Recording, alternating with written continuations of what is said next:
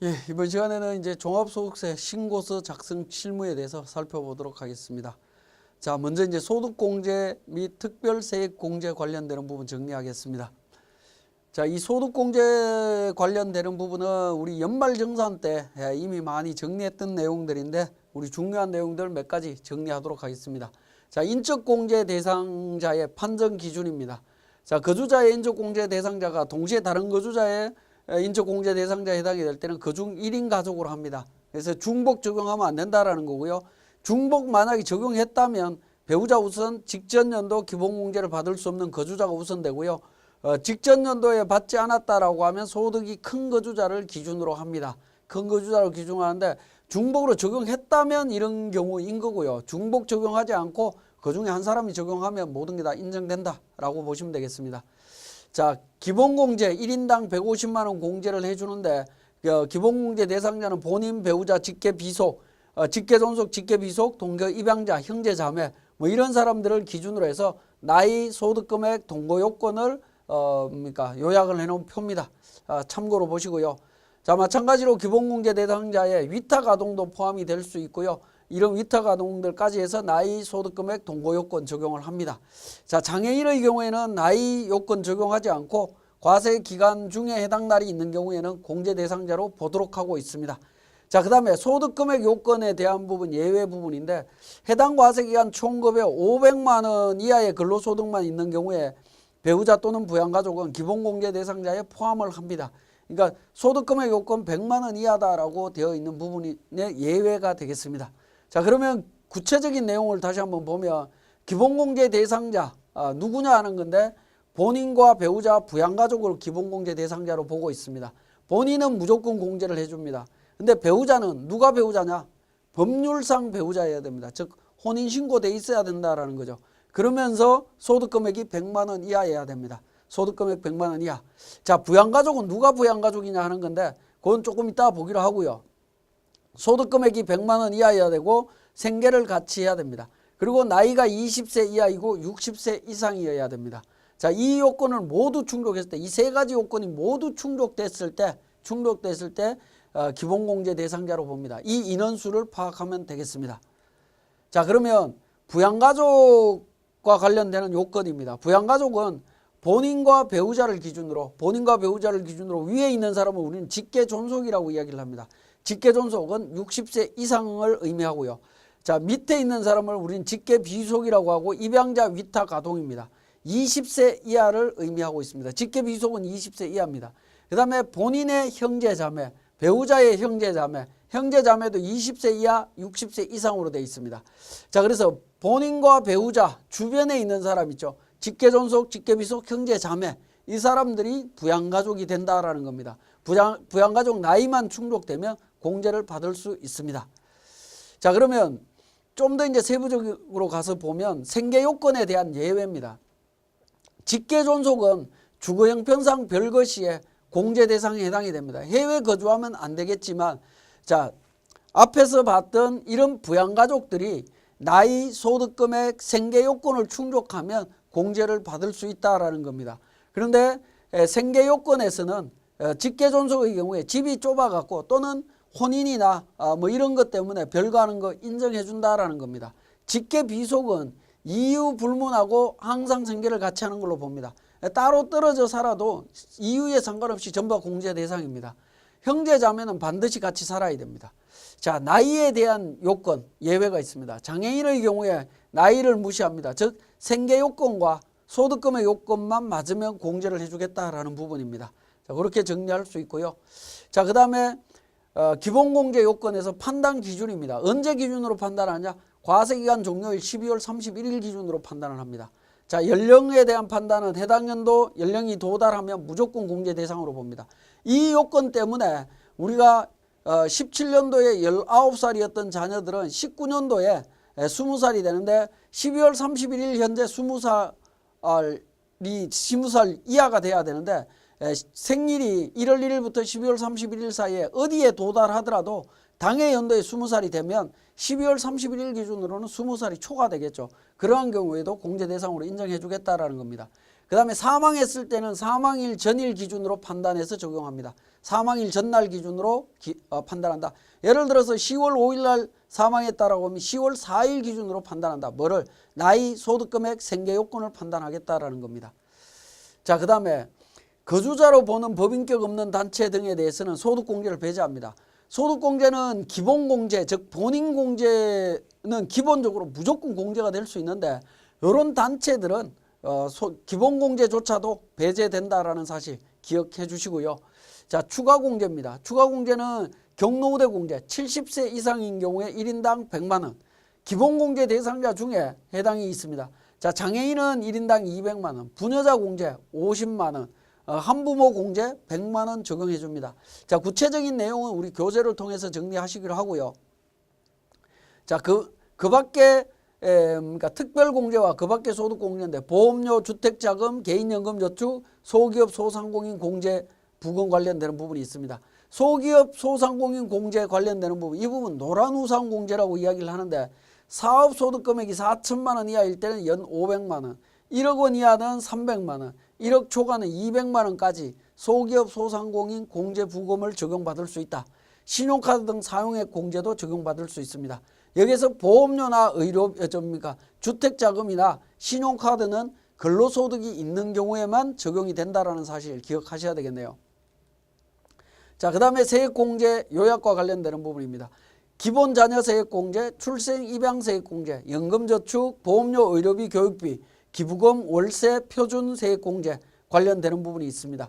여기에서도 보험료, 의료비, 교육비, 기부금 세액공제 관련되는 부분, 월세 세액공제 관련되는 부분은 기본적으로 근로소득이 있는 경우에만 적용이 되죠. 물론 이제 기부금은 세액공제 적용받는 부분들은 근로소득 이외에 사업소득이 있는 경우 사업소득만 있으면 기부금 세액공제는 적용받을 수 없습니다.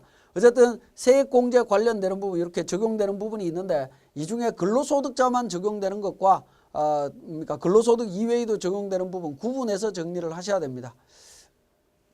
자, 그러면 우리 세무사랑 프로를 통해서 소득공제 신고서 작성 과정을 살펴보도록 하겠습니다. 교재 288페이지에 보면 거주자로 보는 법인격 없는 단체의 종합소득공제 배제라고 한 부분이 있습니다. 거주자로 보는 단체는 이 단체를 1거주자로 보아서 세금을 계산을 하기 때문에 자, 이 부분은 소득공제가 배제되는데요. 그 과정을 한번 보면 우리 회사 등록에서 등록을 하실 때 대표자에 대한 부분 등록하시면서 주민등록 입력을 합니다. 주민등록 입력 후에 오른쪽에 보면 주민등록 구분 정상이라고 하는 부분이 나옵니다. 여기에 보면 중복과 관련되는 부분, 기타, 법인, 외국인, 종군 단체 관련되는 내용들이 나오는데요. 요것과 관련해서 법인격 없는 단체에 해당이 되는 경우에는 관할 세무서에 확인해서 이 관련 코드 번호를 확인을 받은 후에 등록을 하시면 기본공제 150만 원 적용되는 것조차도 배제된다라는 거 기억을 하시면 되겠습니다. 자, 그 다음에 292페이지, 293페이지에 특별공제 및 그 밖의 소득공제, 세액공제 요약 내용이 있습니다. 그리고 294페이지에 세무사랑 프로 운영 방법에 가서 내용을 보겠습니다. 우리 종합소득세 신고서에 소득공제 신고서가 있습니다. 소득공제 신고서의 내용을 관련 내용을 등록을 하시면 됩니다. 자, 주어진 정보를 하나하나 등록을 하시면 되는데 먼저 인적공제의 적용 대상자, 기본공제 적용 대상자부터 먼저 확인해서 등록을 합니다. 자, 등록을 하실 때에는 기본적으로 연말관계와 성명, 주민등록번호 관련되는 정보를 입력을 하시면 됩니다. 기본공제 관계되는 부분을 등록을 하시면 되는데 자, 위에 보시면 전년도 인적공제라고 하는 부분이 있습니다. 요거 클릭해 보시면 전년도 소득공제 신고서에 인적공제를 불러오겠느냐 하는 부분입니다. 그래서 세무사랑 프로로 2017년도에 세무조정을 했었다라고 하면 소득공제 신고서 작성 시에 전년도 인적공제라고 하는 내용을 클릭하게 되면 기본공제 대상자에 해당되는 사람들을 자동으로 전년도 내용을 자동 불러와서 작성하기 때문에 굉장히 편리해집니다. 그런 측면이 있기 때문에 활용을 하시면 좋겠고요. 자, 이 기능을 이러한 기능이 있기 때문에 우리 종합소득세 신고서 즉 두 곳 이상의 사업장이 있는 경우에 그러니까 각각 세무조정을 해야 되죠. 세무조정을 하고 조정계산서를 작성하게 되는데 종합소득세 신고서는 어디서 작성할 거냐 하는 부분인데 그러니까 두 곳 중에 어느 곳에서 작성하시든 상관없습니다. 근데 실무적으로는 직전 연도에 작성했던 회사 코드 번호에서 작성을 하시면 소득공제 신고서라든가 이런 부분들이 전년도 데이터를 그대로 활용할 수 있기 때문에 굉장히 좀 편리한 부분이 있습니다. 그런 측면에서 기억을 하셨다가 정리를 하시면 되겠고요. 자, 연말정산 관련해서 기본공제 관련되는 인적사항을 전부 다 등록하신 후에 이번에 지출명세라고 나옵니다. 보험료, 의료비, 교육비, 신용카드, 기부금까지 해서 전부 다 관련되는 정보를 하나하나 입력을 해주시면 되겠고, 그렇게 입력된 정보를 우리 지출 반영이라고 하는 메뉴를 통해서 하단 부분에 각종 소득공제 항목 쪽에다가 내용을 반영을 해주시면 되겠습니다. 자, 그렇게 반영하신 후에 두 번째 탭으로 갑니다. 연금저축공제입니다. 연금저축이나 개인연금저축 관련되는 부분이 있다라고 하면 관련되는 부분들을 여기에서 추가로 등록을 해주시면 됩니다. 세 번째 특별공제입니다. 특별공제는 연금보험료, 보험료 공제 관련되는 부분입니다. 보험료 공제는 근로소득이 있을 때 적용하는 부분이고요. 연금보험료는 국민연금을 의미합니다. 관련되는 정보 등록을 해주시면 되겠습니다. 자, 그 밖의 공제 부분에서 노란우산공제, 즉 소기업 소상공인 공제 부금이 있다라고 하면 관련 내용 등록해 주시면 되겠습니다. 그 다음에 주택마련저축에 대한 소득공제 마찬가지로 정보 있으면 등록하시면 됩니다. 신용카드 관련되는 부분 등록을 하시는데 이미 인적소득공제 쪽에서 신용카드 관련되는 부분 등록돼 있죠. 그 내용이 여기에 그 밖의 공제 쪽에 반영이 되어 있습니다. 그리고 중간에 보시면 공제액 반영이라고 하는 부분인데 이걸 클릭하시게 되면 클릭해서 F12 불러오기를 누르면 한도 계산이 자동으로 이루어집니다. 한도 계산을 통해서 반영을 하시면 됩니다. 즉 한도 계산이 이루어지는 부분은 자, 불러오기를 눌러보시면 종합소득 종소신고서에 소득금액 명세 스텝에 있는 내용을 불러오겠다라고 하는 부분입니다. 그죠? 그 내용을 반영해서 하기 때문에 우리 소득공제 신고서를 작성하기 전에 종합소득세 신고서에 첫 번째 탭에 있는 소득금액 명세에서 근로소득이나 사업소득금액 관련되는 부분들을 미리 등록을 해 놓으시면 소득공제 신고서를 작성할 때 한결 편리해진다라고 보시면 되겠습니다. 자, 두 번째 세액감면 탭으로 갑니다. 세액감면 적용 관련되는 부분이 있으면 등록하시면 좋겠고요. 자, 여기에 이제 중간에 사업자 등록 번호 입력하는 부분이 있습니다. 세액공제나 감면 또 이런 부분이 적용이 되게 되면 사업자 등록 번호 반드시 입력하도록 요구를 하고 있습니다.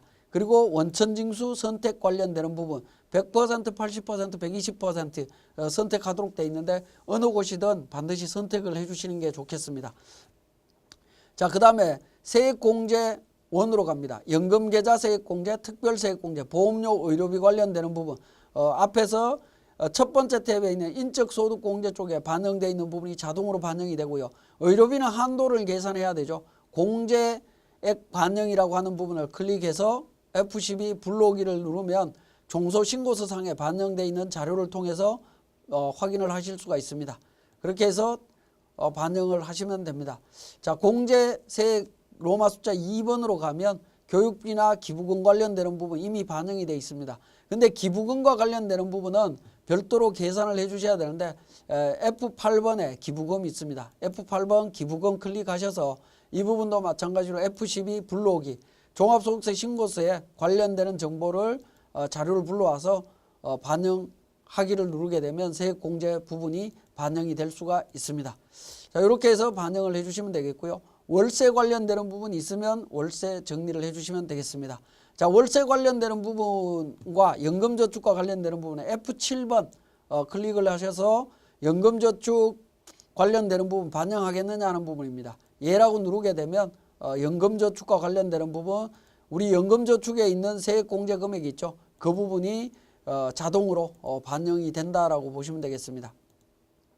자, 그렇게 해서 소득공제 신고서를 작성하실 수 있습니다. 자, 지금까지 우리 소득공제 관련되는 기본적인 내용과 우리 세무사랑 프로에서 확인해야 될 내용들을 정리했습니다.